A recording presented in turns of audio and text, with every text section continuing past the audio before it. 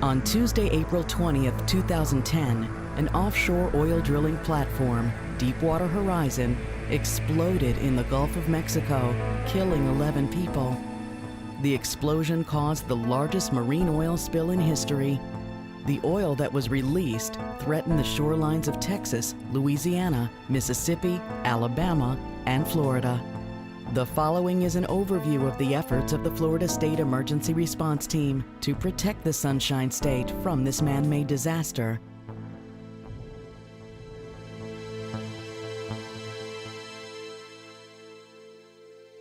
At the very beginning of the incident, we were notified through our state warning point as to the event itself. Obviously concerned about the loss of life and the overall impacts. But your expectations are not significant for Florida's shoreline because of the great distance. On April 30th, 2010, Governor Charlie Crist issued Executive Order 1099, declaring a state of emergency in 6 Florida counties and activating the Florida National Guard. The order would later be revised to include an additional 20 counties. So we activated the state EOC at the direction of the governor to a level 2, brought in the team, do what the team typically does and was very proactive, planning ahead, looking at the shoreline, communicated with our local partners, the counties, who were going to have the initial impacts. Unified Command was set up in Mobile, Alabama. There, the Coast Guard, BP, and the threatened states set up operations to respond to the oil spill. I was in charge of the Florida team that was at the Unified Command in Mobile, so we were taking actions on the part of Florida and coordinating back and forth between Tallahassee and Mobile to take actions on behalf of the counties for protective actions and response to the spill. The chain of command was that Florida would send state and county requests to Mobile, and those requests would be reviewed and acted upon there by the Coast Guard and BP. But that was not the way the state and the counties were used to conducting operations during a disaster. We were dealing underneath the Oil Pollution Act of 1990, which sets up an entirely different framework of operation than we normally work under. And unfortunately, not only that, but they were working it out of another state, which caused additional confusion. Then there was total separation between what the counties wanted and what a Unified Command wanted. Command and control was a significant issue in the response, and it was one that would take over 2 months to resolve. But while the state, the counties, the Coast Guard, and BP worked through that, the response to the oil coming ashore was the overriding concern. The primary question was, where was it heading? One of the major issues was if the oil reached the loop current in the Gulf of Mexico. If the oil got caught up in the loop current, the potential for damage to Florida's reefs and beaches statewide became even greater. The loop current is certainly always active there in the Gulf of Mexico, something we typically don't deal with on hurricane scenarios, but they made us aware that in fact some of this oil could be caught up in this loop, be brought down through the Florida Straits and actually affect Monroe County, Key West, and eventually even the east coast of Florida. The National Oceanic and Atmospheric Administration posted trajectories of the oil spill on a daily basis. But these forecasts only projected the path of the oil on the surface of the Gulf. Tracking the oil beneath the surface proved to be a lot more difficult. Subsurface sea monitoring was a huge area that really hasn't been explored. Much like the loop current, we don't fully understand what's going on below the water's currents in the first couple hundred meters of this ocean isn't the same as what's going on further below. And really there's no observation network besides a few buoys. It's not a robust network at all. So we really didn't have a full grasp about what was going on subsurface. As the days passed and we saw the seriousness of the leak, now we've got an oil spill that could be heading our way, but fortunately the first few weeks the prevailing winds and currents were taking it west. And so initially we said, okay, we need to be ready in the event it does come our way and prepare for this. We mobilized quite a large support team with the Fish and Wildlife Conservation Commission, our Florida National Guard, even our Civil Air Patrol, to both have birds in the sky, flying our shorelines, and even flying offshore, as well as having boats in the water and boots on the ground, trying to verify where there is or about to be impact so that we could quickly get that to the responsible entity, in this case BP.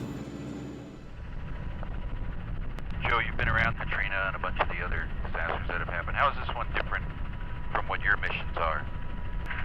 Well, probably the unknown aspect. It seems like it's more of a waiting game to see if it's going to stabilize or get worse or not get bad at all. I'm afraid that's the real deal here. We're right at the pass, right? At the state line? We're straight out from the state line at the pass, yeah. I am a emergency responder for the Department of Environmental Protection. We deal with a lot of chemicals, mostly diesel and any kind of hydrocarbon, but we mitigate and make sure it gets cleaned up properly. This lately is bigger than anything we've ever seen before, and this was never anything we could have imagined in our lifetime.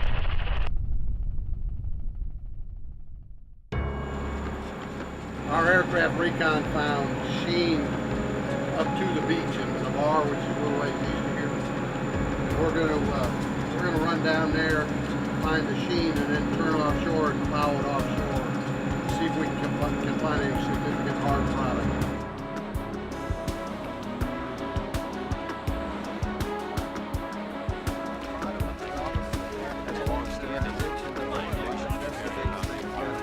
Yesterday we actually did have finally landfall of some tar balls hitting Pensacola Beach, Santa Rosa Island area. Fortunately, cleanup contractors got out here fairly quickly and largely took care of it.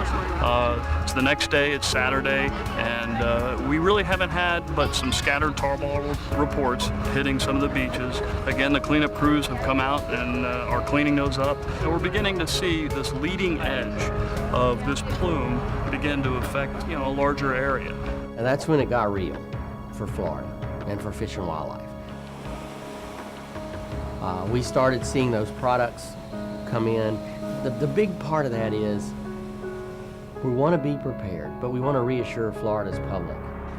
To that end, commissioners from the Florida Fish and Wildlife Conservation Commission toured this facility in Pensacola to see firsthand the preparations that were made to provide care for birds that came in contact with the oil. What you see behind me is a full-fledged temporary oiled wildlife rehabilitation center. We're able to stabilize these animals, provide them hydration, nutritional therapy, get them prepared to be washed. And the washing process is undertaken here on site. And when they're ready and able, we'll move them to outdoor aviaries to complete the rehabilitation process. I think that they're ready for any source of birds that come in and quantity.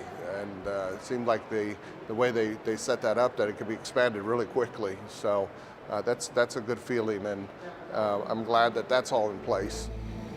The news, however, for the fishing industry was not as good. Back in May, as the oil continued to flow into the Gulf, fisheries in federal waters began to be closed. Even though Florida's waters remained open, commercial fishing and charter boat companies, along with other tourism-related industries, began to see a significant slowdown in their businesses.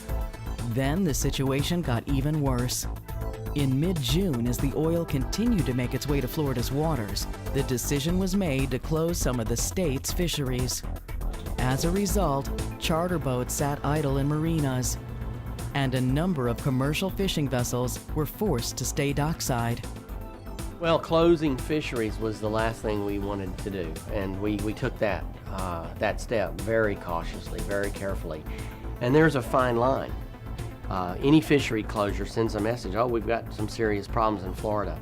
And at the same time, we're saying, okay, this part is closed, but the rest of the coastline is wide open, and we need to keep that in mind. By that point, mobile command operations had been established in the Panhandle, along with incident commands in St. Petersburg and the Florida Keys to respond more quickly to oil spill-related events. What we're doing here, we set up a forward reconnaissance command center, and we're responsible for from the state line in Escambia County all the way to Gulf County. And I have 25 DEP law enforcement officers and FWC officers on ATVs on all the beach. Each person's responsible for roughly 5 miles of reconnaissance. To add to that, they are responsible for identifying any impact site, GPS coordinates, photography work. They download that information to staff in the command bus, and then we notify area command, state watch office, county officials, and so forth. And actually, it's really good to have a joint command post, because not only are we Fish and Wildlife officers doing ATV patrol on the shore, we've got a lot of DEP officers doing it. I know where those guys are working, they know where our guys are working, and we actually have common radio communications. We're all working on the same frequency, we're all reporting the same way. So when folks at the EOC see our reports, they see reports from DEP officers, from Fish and Wildlife officers, they can't tell the difference. We give the state one combined, coordinated product. The Florida National Guard, as always, was there to help the state and provide manpower and technological support to the response effort. Guard members flew reconnaissance flights, helped with beach patrols, and provided additional aid as needed. We do have 3,500 Florida Guardsmen downrange today in Iraq or Afghanistan. We still have 9,000 left, so whatever the need is, we'll meet it. We'll be here and we'll make it happen. We're going to be using Gator quite a bit more. You start. As the size of the team responding to the event grew, the state's Gator technology became an important asset to share information. Gator is a real-time online mapping tool the state emergency response team and the counties used throughout the response to the oil spill. We are still getting reports of tar balls and things that are starting. And when you have several thousand people all working together on a big issue, having that network of communication is critical. And the cool thing about that too is we were linked in with the county emergency operations center. Another important technology used in the response was a transponder system used to track all of the boats involved in the reconnaissance and cleanup. We've got some technology out here that we're using on all the patrol boats, and it identifies which patrol boat it is, and it actually identifies what they're doing. All of our units can see each other, and then we can see them up at headquarters. The benefit is now we're putting it on the water so the guys on the water can see it. We also have some technology where they have a map where they can see where the spill is, where the other units are, everything, command picture. We had this Vessels of Opportunity program, we had BP, we had Coast Guard, we had our vessels, and it was hard to track where everybody was. So having those kind of transponders so that they could look on the system and track where that boat is relative to where the report or the incident was really a critical piece. We got some great techno wizards here at EOC, and they learned and adapted as we went. Adapting to ever-changing conditions was a constant throughout the response to the oil spill. Conditions and plans change daily, primarily because of the nature and scale of the event. I think everybody had always planned for the next Exxon Valdez. Well, this wasn't the next Exxon Valdez. The character of the oil was very, very different. The nature of where it happened was very, very different. The fact that it happened in the hot Gulf waters as opposed to cold Alaska waters just completely changed the nature of the response. That point was made clear when people were hired to clean up the tar balls that began coming ashore on the beaches in the Panhandle. The problem was the heat. And it caused two main challenges. The first was that the cleanup teams had to work in 90-degree weather on many days, and exhaustion and dehydration were a constant concern. The other challenge was that the tar balls that ended up on the shoreline would, in effect, melt in the hot temperatures, and the oil would end up in some cases being smeared in the sand, which made the beach cleanup even more difficult. The decision was made to shift the beach cleanup to nighttime when it was cooler. But that was potentially going to impact the sea turtles' nesting season. Sea turtles was a big issue. We were worried early on that the beaches were going to get just smattered with oil, and at the same time sea turtles started emerging from their nests in August and September, we could have lost thousands and thousands of sea turtles. And most of the species we deal with are endangered already, so we couldn't afford that.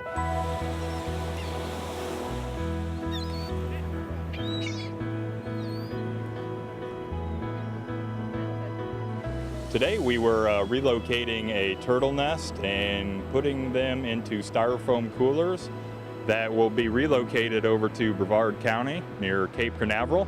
And this is going to give the hatchling turtles a better chance of survival. 235 turtle nests were collected along the Gulf Coast and shipped via FedEx to the east coast of Florida. There, the eggs were stored until the hatchlings emerged, and they were then released into the Atlantic Ocean. It was unprecedented. We had an amazing hatching success rate, around 90%. And we released all these turtles, healthy and fine, into the Atlantic. Some adults were lost, some adults got in the oil spill, but not many. It was not near as bad as it would have been if the hatchlings had gotten out into it. So we had quite an experience with sea turtles. Volunteers played an important role in the turtle nest rescue efforts. And throughout Florida, and particularly in the Panhandle, volunteers were used in a number of roles, from beach cleanup to coastal watch patrols. Some volunteers even came from out of state. This group from AmeriCorps came to Pensacola Beach from Maryland to help recruit volunteers and to staff these information stations that were set up on the beach. Information alleviates fear. When you're a well-informed public and you feel better about the information and you understand the situation better, it's helpful. But there's another opportunity going on here. Volunteers in this region want to participate in the oil spill recovery. And by engaging volunteers as information specialists, we're recruiting volunteers to participate and staff the citizen information stations. As these and other efforts were underway, the political leaders of Florida were also doing their part to protect citizens from the economic and legal impacts of the spill. Governor Charlie Crist formed an economic task force in early May to ensure that businesses in Florida recover financially from losses due to the oil spill. Attorney General Bill McCollum and his staff worked to guarantee that the state and its citizens were well represented in any legal claims arising from the spill. And businesses around the state, primarily those in the tourism industry, worked to minimize the impacts of the spill on their livelihoods. But while these and other efforts were going on, there was still a lot of confusion and frustration over the command and control issue we mentioned earlier. Problems arose because requests from the Florida counties would have to go to the state EOC in Tallahassee, and then they would have to forward those onto Mobile. The decisions by the Unified Command would then have to go back through the same pathway for the counties to get a response. Inevitably, there were delays due to the high volume of requests being funneled into Mobile. The result was a lot of frustration and confusion at both the state and county levels. We have the state emergency response team and the state EOC as the coordination point. We have a comprehensive emergency management plan. When you get outside of that game book, then everyone's going to do the best they can for their own county. Quite frankly, that's what occurred. As the oil was making its way to Florida in late May and early June, local officials in Walton County and the Panhandle were concerned about protecting the 13 coastal dune lakes that are scattered throughout the county's 26 miles of coastline. The dune lakes are very rare, and protecting them from the oil was a primary focus of the county emergency management team. It would be quite disastrous if we had the oil, if it come onto our coastline, to be able to come over into these lakes. It would affect marine life up in here, and it would just be really, really terrible thing. When Unified Command in Mobile was slow to respond to the county's request for help, they decided to take matters into their own hands to protect these important natural resources. The county's plan was to create a sand barricade at each of the lakes in the event wave action brought the oil up onto the beach and potentially into the lakes. The county purchased natural beach sand from the local contractors and stockpiled it so they could quickly create a barrier and close off the lake to keep the oil from intruding into the waters. We've had to come up with plans of our own. This plan here was our plan. It was our idea. And I know this will be a learning experience. I know the state will learn from it. I know the Coast Guard will learn from it. I hope BP will learn from it. And we'll learn from it as a county. But right now, I think we've needed a little bit faster response. We needed some faster answers from what we've got. The issue of command and control was finally resolved in mid-June when Unified Command delegated more authority to Coast Guard officials working at the state level in Tallahassee. That decision was made to streamline the decision-making process and increase the velocity in responding to requests from the counties. It was imperative that Florida, along with its county partners, state and local government, working together as we always do, have command and control of what was happening in the beaches and the bays. And once that command and control was wrestled away from Unified Command in Mobile, we started seeing a lot quicker action, quicker response. The county's more engaged, understanding the process. And I think overall, the fact that we're all able to work together in coordinating that response made a big difference. The Deepwater Horizon well was capped on July 15, 2010, and is no longer discharging oil into the Gulf of Mexico. On Friday, August 27, 2010, the State Emergency Operations Center transitioned to a Level 3 monitoring status, making it the second longest activation in state history at 120 days. On September 19, 2010, the relief well process was successfully completed, and the federal government declared the well effectively dead.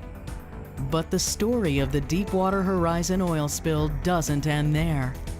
The effects of the largest marine oil spill in history will take years to finally assess and restore the damage to the Gulf of Mexico, Florida's beaches, and to the state's economy. For those who were on the front lines of the response to the spill, at both the state and local levels, it was one of the most complicated challenges in emergency management they will ever face. But the Florida State Emergency Response Team and its local partners are a time-tested and experienced unit, and they put forth the commitment and the effort to do what they do best, to protect the state and the people of Florida in their time of need. The State Emergency Response Team once again proved they can handle any event, no matter how long, no matter how complex. Deepwater Horizon is the second longest event that the state of Florida has ever responded to. It's certainly the most complex. We're very proud of the team and all the work that they did.